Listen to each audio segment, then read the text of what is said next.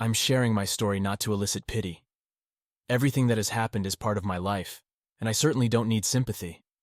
I've always been dedicated to my marriage, perhaps too much so. I've always been faithful to my wife because I never saw anyone else but her. There was no need or desire for anyone else. Although many women tried, I must admit, she betrayed me. But let me start from the beginning. I met my future wife in the early 90s at a friend's wedding and fell in love with her instantly. We dated for 6 months before deciding to get married. We had a modest wedding and were ecstatic. It was her second marriage. She had divorced her first husband a year before we met. Something had gone wrong between them, but I didn't pry, feeling there was no need to dig into her past. She rarely spoke about it herself. My wife was beautiful, smart, and an excellent homemaker. I felt truly fortunate. When we got married, the country was in turmoil, and stable jobs were hard to find. She worked as a medic in a military unit, while I managed to hold down 3 jobs. We did well enough. I wanted to ensure my family never lacked anything. From the day we met, I treated my wife with great care and loved her deeply, considering her my closest and dearest person. 2 years into our marriage, we still hadn't had any children, which deeply upset her. She was worried I would leave her because of her infertility. She was diagnosed with a blockage in her fallopian tubes, a devastating blow for her. But I didn't lose hope. I supported her, comforted her, and told her she was my destiny, and that I loved her more than life itself. I assured her I would do everything necessary for her to become a mother because modern medicine could do a lot. She believed me, and for her smile, I was willing to give my all to make her happy. During this time, I worked tirelessly with a clear goal in mind. We needed money for various medical examinations, consultations with doctors, and medications. We traveled and had several operations in different clinics. Each time, I believed that this would be the time she would finally get pregnant, and then we would truly live. But despite our efforts, nothing worked. Nearly 5 years passed. My wife lost all hope and accepted the situation, but I remained optimistic and did not give up. I continued to believe in a miracle. My energy gave her strength, and she often said that being with me made her feel secure and confident about the future. I believed her because I thought she was the person I was meant to be with, and my life was meant to be lived for her. She was my rock and my unwavering support. As long as she was by my side, I felt I could overcome anything. One day we came across an article about the Human Reproduction Institute and the possibility of artificial insemination. This idea gave us new hope and strength to strive for our cherished goal. I was ready to move mountains and was more confident than ever that this time everything would work out. The procedure and rehabilitation were very expensive by our standards, so I started looking for ways to earn the necessary amount. Our town was small with limited opportunities, but I came across an ad in a magazine. Reservists wanted for contract service, good pay, and so on. They were recruiting specialists for specific tasks in certain places, offering excellent pay for the work. I had served my mandatory military service in the Marine Corps and was in good health. Though I wasn't driven by patriotic fervor, I didn't want to risk my life for political interests. I just needed the resources to achieve our goal. So I decided to take the risk. My wife cried and didn't want me to go, fearing that if something happened to me, the money would be useless to her. I explained that unfortunately, we weren't born into wealthy families, and no one would give us anything in this life unless we took it ourselves. I reassured her that everything would be fine and that the money was needed for a good cause. I traveled to distant places and was away from home for a long time, but I returned with what we needed. I was fortunate. I survived and didn't carry any guilt. Dear viewers, more than 90% watch my content without subscribing. If you still have not subscribed, then I ask you to do so. For me, this is the best motivation to continue. Then my wife and I went to the institute. They performed the operation, and miraculously, it worked. My wife got pregnant. I was ecstatic, doting on her constantly. Soon, our daughter was born, and we were overjoyed. I was on cloud 9, working hard, taking care of almost all the household chores, and helping my wife with the baby. It brought me immense joy, and I didn't even notice the extra responsibilities. My wife called me a perpetual motion machine, and I genuinely wanted to surround her and our daughter with care. Shortly after, I landed a stable job with decent pay. I dressed my wife well, bought her a car, and we moved to a bigger apartment. Every year, we vacationed by the sea or the ocean.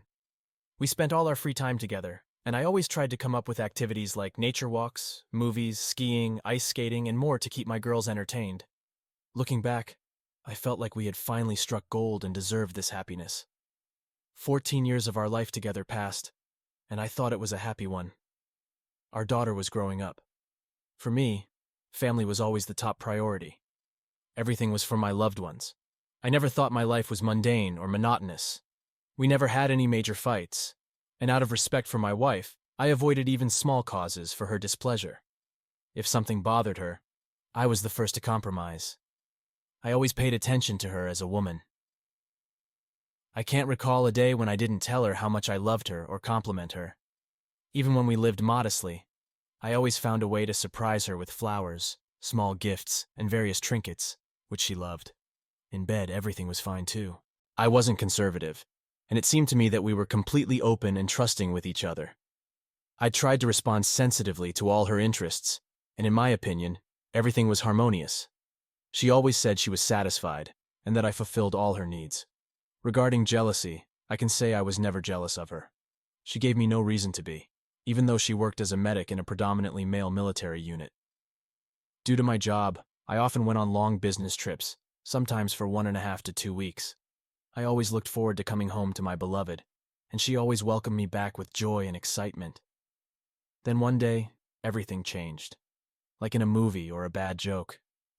I was on a business trip again, and in a city where I had a layover for another flight, I received a message from my colleagues that the job was canceled, so I had to return home. I arrived in the afternoon, bought a small bouquet of roses and champagne, planning to surprise my wife without informing her. According to my calculations, she was still at work, and our daughter was at school. I took a taxi home and tried to unlock the door, but it was bolted from the inside. I thought, well, the surprise didn't work out. I started ringing the doorbell, but there was no response. I knocked and rang repeatedly, growing increasingly anxious. I even considered calling the police. Finally, my wife's voice came from behind the door, asking who it was. I said, "Dear, it's me. Why are you scaring me? My business trip was canceled." I thought she might be sleeping or sick. She opened the door, and I didn't recognize her. It was like she was a different person. Her eyes were distant, as if she were looking right through me. I entered the hallway and saw a military officer sitting in the living room through the open door. Only then did I notice my wife was wearing a robe over her bare body. Suddenly, everything became clear. She calmly said, "You're bleeding." I saw that I had squeezed the bouquet of roses so tightly that the thorns had pierced my fingers, causing them to bleed. For the first time in my life, my legs trembled so much that I sat down on the floor by the door. I can't describe what I felt at that moment. I was suffocating, my mind racing. It felt like a nightmare. I couldn't believe my eyes and thought this couldn't be happening to me. My wife wasn't capable of this. She said, "We need to talk. I hope you won't make a scene. He's not to blame." But I couldn't even stand up, let alone argue. If anger had overwhelmed me, I might have done something terrible. In retrospect, I'm grateful I didn't. I didn't see him leave the apartment discreetly. My wife and I were left alone. She knelt in front of me and said, "This happens in life," and started crying. I remember fragments of what she told me. She said she couldn't live like this anymore, that she was confused and wanted to confess to me. "You're good, and I'm bad. I don't deserve you," she said. Then she started telling me how many times she had cheated on me throughout our life together. I thought she wanted to destroy me, but she continued. She told me that the first time was with her ex-husband at the beginning of our relationship, when we had just started dating. She met with him intentionally and gave herself to him to show him what kind of woman he had lost. Then she cheated on me with some military medic in another city when she went for advanced training courses. She said she gave herself to him out of pity because he was very romantic and suffering, as he had recently divorced his wife and read her poetry. After that, there was another military doctor, but this time in our city. Then there were others, and finally the last one, whom I caught with her in our home. She said their affair had lasted almost a month, and she had long wanted to break up with him but hadn't managed to yet. She told me they always met at work and that she was vile for defiling our home. When I listened to her, I asked, "Why did you do this to me?" She burst into tears and said she couldn't explain her actions, that it was an unexplainable passion, and that she had no justification for it. She said the decision was mine to make. She swore that if I could find it in me to forgive her, she would be faithful to me till death. For the first few days, I couldn't eat or sleep. I walked around like a robot, went to work, and then lay down and stared at the ceiling when I came home. At night, I would sweat cold, drink water, and smoke non-stop. Dear viewers, I ask you to subscribe to the channel under this video. I will be very grateful to you. I didn't touch alcohol. My colleagues noticed, asked what had happened, and said I looked like I had turned black. My wife saw what was happening to me and constantly cried and begged for forgiveness. I didn't know what to say to her, so I stayed silent. I didn't know where to go or how to disappear. My head wasn't working. Later, I often wanted to talk to her, to share my feelings like we used to tell her how much I loved her, but I couldn't find the words. There was always a lump in my throat that I couldn't swallow or spit out. 6 months passed like this. I kept thinking and recalling our life, digging into myself, looking for answers. Maybe the problem was with me, that I did something wrong. I gnawed at myself with guilt. During this time, I distanced myself from my wife emotionally and physically. Thoughts of intimacy with her didn't even occur to me. I was afraid of having sex with her. I don't know how to explain it, but it felt like I couldn't satisfy her, so there was no point in trying and failing. We talked about everyday things, and I paid attention to my daughter as before, not letting her suspect anything. She was starting her teenage years, and I didn't want to hurt her because she had nothing to do with our situation. Later, the emotions faded, and the pain in my soul eased somewhat. One day, I decided to talk to my wife. I told her that I didn't hold any grudge or anger against her, that I still loved her deeply, and was ready to go through fire and water for her. I said that what had happened had changed something in me, but I couldn't yet understand what exactly. Maybe it just needed time. I asked my wife to promise that if life with me became not what she wanted, she should tell me immediately. I wouldn't hold her back because there was no point in wasting time. Life is short, and everything could still work out differently with someone else. We became close again, but it wasn't the same. I tried to be as I was before, but I started having inexplicable problems with potency, which made me gnaw at myself even more. Another 6 years passed. Family always came first for me.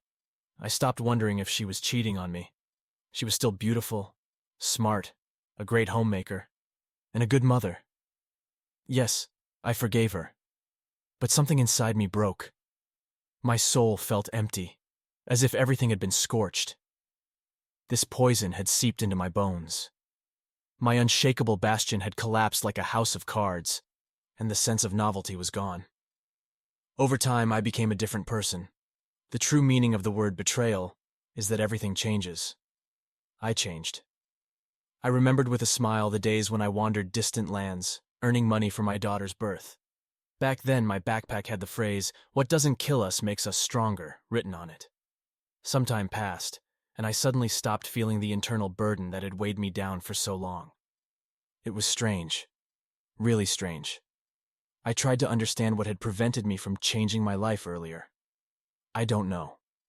I was always an optimist, believing in the best, hoping everything would settle down and be all right. And it did settle down.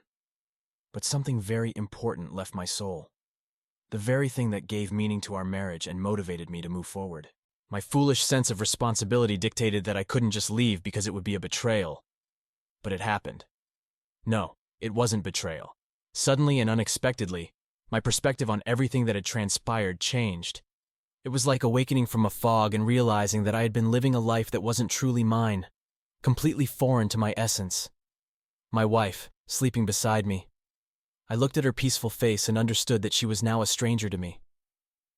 That morning, I left home, turned off my phone, and drove aimlessly around the city, stopping by roadsides and in forests. It's hard to put into words, but I felt an unusual lightness. I felt like a bird released from its cage. It felt as though I had paid in full for all my mistakes. I thought, remembered, and increasingly embraced my newfound freedom. In the evening, I returned home and shared everything with my wife. We had a long conversation, devoid of blame. She cried and admitted she had seen this day coming. Strangely, I no longer felt any pity for her. I calmly explained my current understanding of life, and she shared hers. She kept asking for forgiveness, and I assured her that I had forgiven her long ago. But I was no longer the person she had married. We had spent nearly 23 years together. For the first 15 years, until the turning point, I lived solely for her and our daughter, and the subsequent 8 years are a blur to me. Throughout all that time, I kept my grievances to myself. But over those years, many things changed, particularly my perceptions and feelings toward everything. I came to realize that continuing our marriage would be futile. Our daughter had grown up and was nearly ready to leave the nest. My wife accepted this.